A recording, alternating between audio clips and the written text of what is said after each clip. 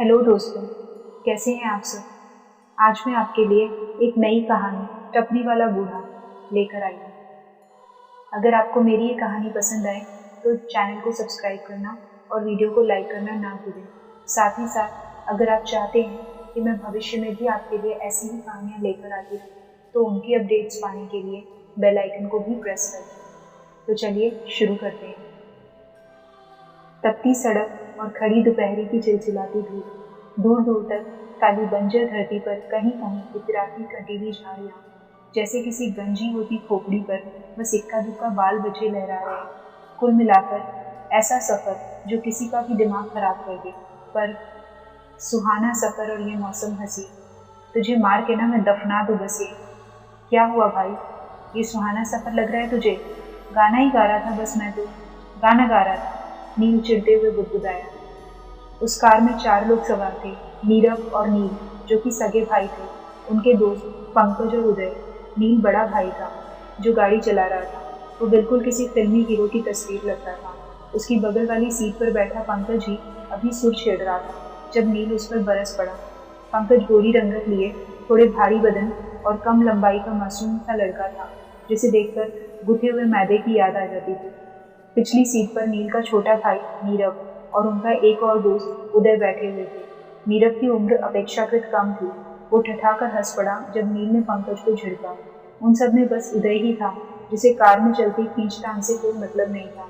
वो औसत कदकाठी का एक सामान्य सा लड़का था जिसके चेहरे पर गहन उदासी के भाव थे। 2 महीने पहले ही उदय की माँ की अकस्मात मृत्यु हो गई थी, जिसका उसे गहरा सदमा पहुंचा था। कई दिनों तक वो घर में ही बंद रहा। उसके दोस्त तरह तरह से प्रयास कर रहे थे उसे सामान्य करने की। फिर आज उसके दोनों खास दोस्तों पंकज और नील ने तय किया कि वो उसे लेकर जंगल सफारी जाएंगे। नीरव के कॉलेज की छुट्टियां थी तो वो भी साथ हो लिया। यार 2 मिनट गाड़ी रोकना, पापा से बात कर लूँ एक बार, आगे तो नेटवर्क मिलेगा नहीं, उदय बोला और नील ने कार रोक दी। उदय मोबाइल लिए कार से उतर गया। नील परेशानी से उसे देखता रहा। तू टेंशन न ले यार, देखना जब हम अपनी ट्रिप से वापस लौटेंगे ना तो उदय नॉर्मल हो जाएगा, उसके चेहरे पर ये बड़ी वाली स्माइल आ जाएगी, पंकज नील को समझाता हुआ बोला। नील ने अनमने भाव से सर हिला दिया। कुछ देर बाद जब वो आगे पहुंचे तो देखा बहुत सी गाड़ियां सड़क पर आगे पीछे खड़ी थी। यार जाम लगा दिख रहा है आगे तो, नील बोला। पंकज ने अपनी तरफ का गेट खोला। ओ भाई साहब, ये जाम पर सड़क क्यों लगी हुई है? उसने किसी से पूछा और नील ने पीछे से उसके सर पर चपत लगाई। मेरा मतलब था सड़क पर जाम। पता चला आगे भयानक दुर्घटना होकर अटी थी और जाम लंबे समय तक रहने वाला था। शिट! इसके पहले कि वो पीछे से भी और गाड़ियों के आने से फंस जाते, नील ने कार वापस मोड़ ली। कुछ दूर उसी सड़क पर आने के बाद उन्हें बाईं तरफ एक रास्ता कटता हुआ दिखा। इसे ट्राई करें, क्या पता आगे कहीं हमारी ही रोड पर निकल जाए। चल देखते हैं। वो रास्ता भी उसी उजाड़ मनहूसियत से भरा हुआ था। वो धीरे धीरे बहुत दूर निकल आए थे। यार हम भटक गए, ये तो जंगल शुरू हो गए। हम उस रास्ते पर तो मिल ही नहीं पाए। कोई है भी तो नहीं जिससे पूछा जा सके। अरे नहीं, वो देख चाय की टपरी, वहाँ पूछते। नहीं रोकनी मुझे कार ऐसी जगह, नील कार बैक करता हुआ बोला। अरे पर क्यों, हॉरर फिल्म में नहीं देखता क्या? हर फिल्म में कोई ना कोई एक बेवकूफ़ जरूर होता है जो बेवकूफ़ियाँ करके सबकी गर्दन खतरे में डाल देता है, और मुझे वो बेवकूफ़ नहीं बनना, नील बोला। ये सुनकर पंकज के गोलमटोल चेहरे पर उसके लिए बड़ी श्रद्धा के भाव आए। अब वो वापस लौट रहे थे और कुछ ही दूर आगे जाने पर नील ने इतनी कसकर कार के ब्रेक लगाए कि सभी डगमगा गए। नील मुंह फाड़े सामने देख रहा था जहाँ सड़क की बाईं तरफ वही चाय की टपरी थी जिसे वो पीछे छोड़ आए थे। अभी तो कह रहा था टपरी पर मैंने कार नहीं रोकी, फिर क्या रोकी? पंकज बोला। अरे मोटे, सोचने वाली बात यह है कि इस टपरी को तो हम पीछे छोड़ आए थे, ये हमें यहाँ कैसे मिल गई? पिछली सीट से उदय का आंदोलित स्वर सुनाई दिया। भैया चलो यहाँ से, मुझे तो डर लग रहा है, नीरव भी घबरा कर बोला। नील ने कार दौड़ा दी और 10 मिनट बाद एक लंबा घेरा काटकर वो फिर उसी रास्ते से गुजरे और वो चाय की टपरी उन्हें फिर मिली। यार ये हो क्या रहा है? नील ने खिंचते हुए स्टीयरिंग पर मुक्का मारा। हम आगे बढ़ ही नहीं पा रहे और डीजल अलग बर्बाद हो रहा है, पंकज समझदारी से बोला। चुप कर मोटे, और नील ने दोबारा कार भगा दी। कोई फायदा नहीं हुआ। वो बार बार उसी रास्ते से गुजरते रहे, चाय की टपरी मिलती रही। नील ने थक हार कर कार रोक दी। नील, वहाँ कोई है, उदय बोला, और सबने देखा कि उस चाय की टपरी से कोई बाहर निकला। वो बहुत ही बूढ़ा और दुबला पतला व्यक्ति था। उसने धोती कुर्ता पहन रखा था और साथ ही सर पर पगड़ी की शक्ल में गमछा बांध रखा था। उसके सारे सामने के दांत बाहर को निकले हुए थे। वो उनकी तरफ चला आ रहा था। यार ये बूढ़ा कुछ अजीब नहीं लग रहा। हाँ यार, दांत तो सारे बरामदे में आ रखे हैं। अंकल जी खाना कैसे खाते होंगे? पंकज की अलग ही समस्या थी। बूढ़ा बिल्कुल करीब आ गया तो नील हिम्मत करके बाहर निकला। देखो तो आखिर हॉरर फिल्मों वाली बेवकूफ़ी कर ही दी इसने। पंकज चालाकी से बोला। कोई परेशानी है बेटा? बूढ़ा नील से बोला। उदय भी उतर गया। वो बाबा, वो हम लोग बार बार यहीं पहुंच जा रहे हो, बाहर नहीं जा पा रहे हो, यही ना? आपको कैसे पता? उदय और नील के मुंह से एक साथ निकला। तुम पहले थोड़ी हो। बूढ़ा मुस्कुराया। वो सारे अब बूढ़े के साथ उसी की टपरी में बैठे थे। समझ में नहीं आता कि किस तरह से तुम सबकी मदद करो। बूढ़े ने बोलना शुरू किया। आप ना अंकल जी चाय पिला दो बस, चीनी तेज। पंकज दांत दिखाता हुआ बोला और सबने उसे घूर कर देखा। बूढ़ा हंसते हुए चाय बनाने लगा। ये सब क्या झमेला है बाबा? उदय बोला। मेरी टपरी के पीछे से ये जो कच्चा रास्ता अंदर गया है देख रहे हो? हाँ तो अंदर एक गांव बसता था, बस कुछ गिनती के ही घरों का। क्या मतलब बसता था? 3 दिन पहले दुर्घटनावश एक समारोह में जहरीले खाने से सभी की मौत हो गई। क्या? हाँ, पूरे गांव की, बस एक को छोड़कर। वो कौन? भूरी काकी। भूरी काकी? हाँ, वो बहुत दयालु थी। गांव के लोग उसका बड़ा आदर करते थे और उसे इसी नाम से पुकारते थे। वो एक तांत्रिक है, कई सिद्धियां हैं उसके पास और साथ ही दृष्टि भी। क्या अंकल? वो तो सभी के पास होती है। पंकज ने ज्ञान भरमाया। दृष्टि से मेरा मतलब था कि उसके तंत्र मंत्र का ज्ञान उसे ऐसी चीजें दिखा सकता है जो दूसरे नहीं देख सकते, और उसने मौत को भी देख लिया। बूढ़े ने कहा और सब सिटपिटा गए। क्या? मौत को? सबके जबड़े लटक गए। हाँ, जब वो गांव वालों के प्राण लेने वो उनके बीच विचर रही थी, उस समारोह में वो भूरी काकी भी आमंत्रित थी। जहर ने उसका कुछ नहीं बिगाड़ा था, और वो समझ गई कि किसी न किसी दूसरे तरीके से मौत उसकी भी आ ही चुकी थी, और उसने अपने ठिकाने पर पहुंचकर एक अभिमंत्रित घेरे में खुद के घर को सुरक्षित कर लिया। और मौत सीधे उस तक नहीं पहुंच सकती थी। क्या? उसने मौत को रोक दिया? मौत को कोई नहीं रोक सकता, पर हाँ, उस अभिमंत्रित घेरे की एक ही काट थी। वो क्या? भूरी काकी की जान लेने से पहले मौत को उसकी एक इच्छा पूरी करनी पड़ती, फिर वो उस घेरे को पार कर सकती थी। ओह, फिर भूरी काकी ने इच्छा जताई कि वो अगले दिन मरेगी और मौत से कहा कल आना। बस इतनी सी? तो प्रॉब्लम क्या है? मौत कल आकर ले जाए काकी जी को। पंकज बेहुदा अंदाज में चाय सुरखते हुए बोला। दिक्कत यह है बेटा जी कि कल कभी नहीं आता। जब भी आता है हमेशा आज बनकर ही आता है। जब मौत अगले दिन पहुंची तो भूरी ने पूछा, तू आज क्यों आई है? जा, कल आना। अब मौत अपने ही दिए वचन में फंस चुकी है। वो बार बार जाती है और दरवाजे पर लिखा पाती है कल आना। और अब वो 3 दिनों से पीछे गांव में रुकी भूरी काकी की जान लेने का इंतजार कर रही है। तो उसका इन सब से क्या? नीरव ने पूछा। मौत का इस संसार में आना और जाना क्षणिक होता है बेटा, और यहाँ वो मौत पिछले 3 दिनों से गांव में ही रुकी हुई है। सब रुक सा गया है, हर चीज की सीमा खत्म हो चुकी है। 3 दिन से बाहर क्या हो रहा है नहीं पता, पर यहाँ सब ठहरा हुआ सा है। तुम सब इसलिए फंस गए हो क्योंकि तुम भी उस गांव की हद में आ चुके हो, उसके प्रभाव में हो, और अब जब तक मौत यहाँ है सब थमा रहेगा। तुम बाहर नहीं निकल पाओगे। तो हम क्या करें? सभी घबरा गए। बस एक ही रास्ता है, जाओ पीछे गांव में और मनाओ भूरी काकी को कि हट छोड़े और मौत के साथ चली जाए। अरे उसकी वजह से पूरा गांव रुका हुआ है, मरकर भी यही रुके हैं बेचारे। आखिरी बात सुनकर सबके कलेजे कांप गए, सिवाय पंकज के। वो नाक चढ़ाता हुआ चाय को देख रहा था जिसमें उसे स्वाद नहीं आ रहा था। और वो नहीं मानी तो कुछ भी करके उसका घर खुलवाओ, अंदर से खुलवाओ, ताकि मौत प्रवेश कर सके। वो आगे से घर का दरवाजा खोल दे या कोई भी खोल दे तो बात बन सकती है, वो तंत्र कट जाएगा। बूढ़ा बोला। इसके अलावा कोई और उपाय नहीं? नील ने मरी आवाज में पूछा। बूढ़ा मुस्कुराता हुआ नाम में सिर हिलाने लगा। अरे आप भी तो फंसे हुए हो, करो ना कुछ। नीरव ने बोला। मुझे कहीं नहीं जाना बेटा, मैं तो यहीं रहता हूँ। आप उन गाँव वालों में से नहीं? नहीं, मैं नहीं। सारे दोस्त आकर वापस कार में बैठ गए और सोच विचार करने लगे। यार क्या करें, हम तो फंस गए हैं, कोई रास्ता नहीं। बूढ़े की बात सुनी ना, हम तब तक बाहर नहीं निकल पाएंगे जब तक मौत यहाँ है। मौत को वापस जाना ही होगा। चलो एक बार गांव में चलकर देखते हैं। मरता क्या न करता के अंदाज में वो सारे डबरी के पीछे वाले रास्ते से गांव की तरफ चल दिए। गांव बिल्कुल सामान्य दिख रहा था। कुछ बच्चे खेल रहे थे। एक बरगद के बहुत पुराने वृक्ष के पास बहुत से लोग इकट्ठे होकर बातचीत कर रहे थे। कुछ बुजुर्ग अपने घरों के आहतों में बैठे हुए थे। औरतें आना जाना कर रही थी। यार यहाँ तो सब नॉर्मल है। और पीछे वो अंकल जी कह रहे थे कि गांव के लोगों की डेथ हो गई है। अंकल जोर से बोला। और उसके ऐसा बोलते ही सबसे पास खेल रहा एक बच्चा सर उठाकर उन्हें घूरने लगा। फिर दूसरा बच्चा भी उन्हें घूरने लगा और फिर सारे बच्चों ने खेलना बंद कर दिया और पत्थर का बुत बने उन्हें घूरने लगे। कुछ अजीब था, बरगद के नीचे बातें करते एक व्यक्ति का सर भी उनकी तरफ मुड़ा और फिर सारे चेहरे एक एक करके उनकी तरफ मुड़ने लगे। अपने घरों में सुस्ताते लोग, आते जाते लोग सब बस चुपचाप उन्हें घूरने लगे। कुछ देर बाद पूरा गांव उन्हें घूर रहा था और अब वहां के वातावरण में घनघोर सन्नाटा पसर चुका था। उन चारों की हालत खराब हो गई। वो समझ चुके थे कि वो सारे के सारे मृत आत्माएं हैं जो वहां फंसी हुई है।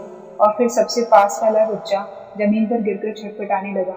इसे क्या हुआ? पंकज हड़बड़ाहट में आगे बढ़ा और नील ने उसे वापस खींचा। धीरे धीरे सारे बच्चे नीचे गिर गए और तड़पने लगे और अगले ही क्षण वही हाल बाकियों का भी था। वो गिर रहे थे, छटपटा रहे थे, मदद के लिए चिल्ला रहे थे, कुछ उल्टियां करने लगे थे। उन सबकी आवाज सामान्य से कई गुना तेज और अप्राकृतिक लग रही थी।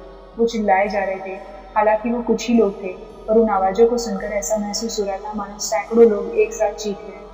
चारों दोस्त सर कान सब ढककर घुटनों पर आ गए और फिर जैसे चुटकी बजाते ही सब कुछ गायब भी हो गया।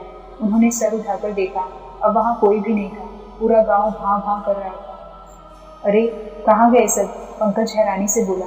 तभी नीरव पलटा और जोर से चीखा। सभी चौंक कर पलटे और सभी की चीखें निकल गई। वो सारे अब उनके पीछे थे। पूरे गांव के लोग एक समूह में उनके ठीक पीछे खड़े उन्हें घूर रहे थे। सबकी आंखें पथराई हुई थी और चमड़ी सफेद पड़ चुकी थी।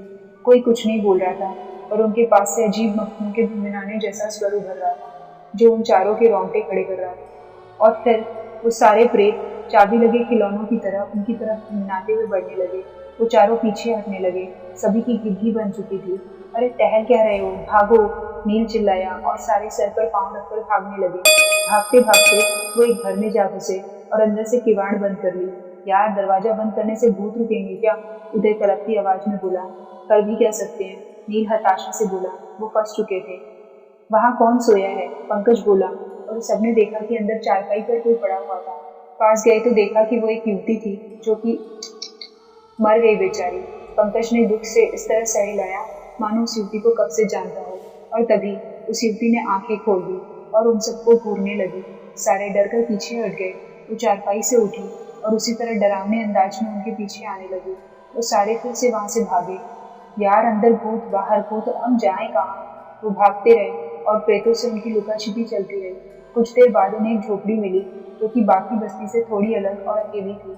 वहां कोई दूसरा घर नहीं था। वो भागते हुए उसके पास पहुंचे। दरवाजा मजबूती से बंद था। नीरव ने अपने भाई की शर्ट खींची। क्या है? नील बोला। जवाब में नीरव ने उंगली से इशारा किया। बोला उससे जा नहीं रहा था। सबने देखा और सन्न रह गए। उस झोपड़ी के चारों तरफ एक विशाल घेरे में वो सारे प्रेत खड़े उन्हें घूर रहे थे। वो बुरी तरह फंस चुके थे। कुछ पल ऐसे ही बीते। फिर एक मिनट, वो हमारे पास तो नहीं आ रहे हैं? उदय थोड़ी अनिश्चितता से बोला। तुझे झप्पी चाहिए उनसे?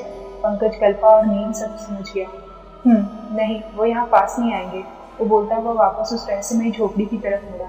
उसके दरवाजे पर कुछ अजीब से निशान बने थे और साथ ही लिखा था, कल आना। दरवाजा खोलो जल्दी, प्लीज हमारी मदद करो, खोलो। अगले ही पल वो दरवाजे को पीटता हुआ बदहवास सा चिल्लाने लगा। ये भी ना बहुत ओवर एक्टिंग करता है, पंकज बोला। फिर उदय और नीरव भी नील का साथ देने लगे। एक्चुअली तुम सभी, पंकज बोला। और अगले ही पल दरवाजा खुल गया।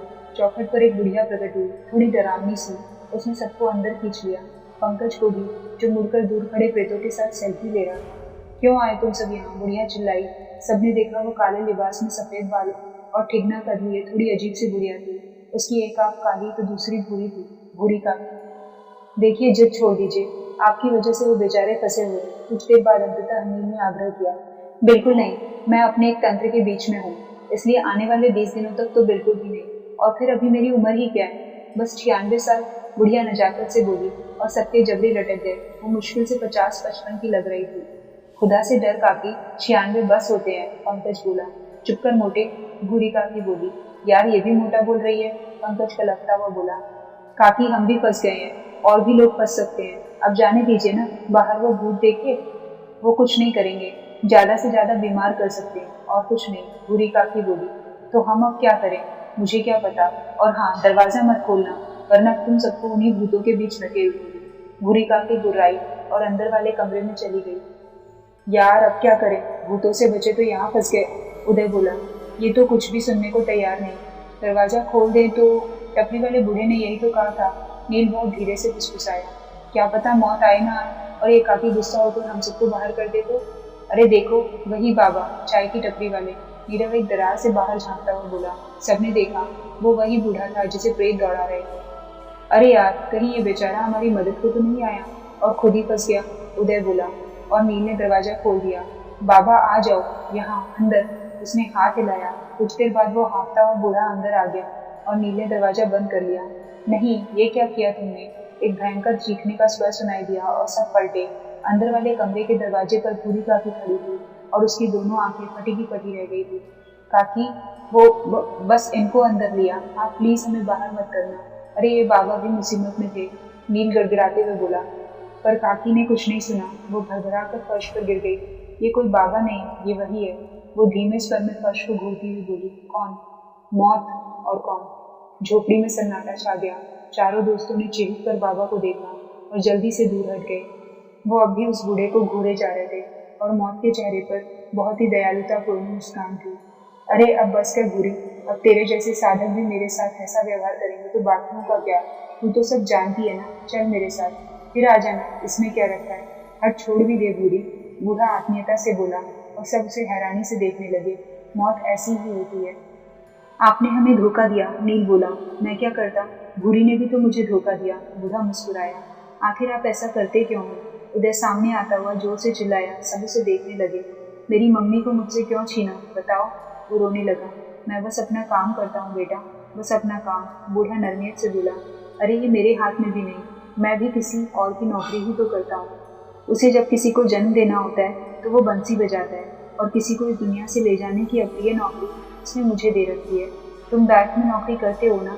बूढ़ा बोला। उदय ने हाँ में सिर हिलाया। मुझे बताओ कि क्या कोई अपने खाते में जमा रकम से ज्यादा पैसे निकाल सकता है? उदय उसका चेहरा देखने लगा और फिर उसने धीरे से सर झुका लिया। मैं भी तुम्हारी तरह ऊपर वाले के बैंक में नौकरी करता हूँ बेटा, और जब किसी के खाते में कुछ नहीं बचता तो उसे बंद करना मेरी नौकरी है। करने वाला तो कोई और है। बूढ़ा दुख से मुस्कुराया।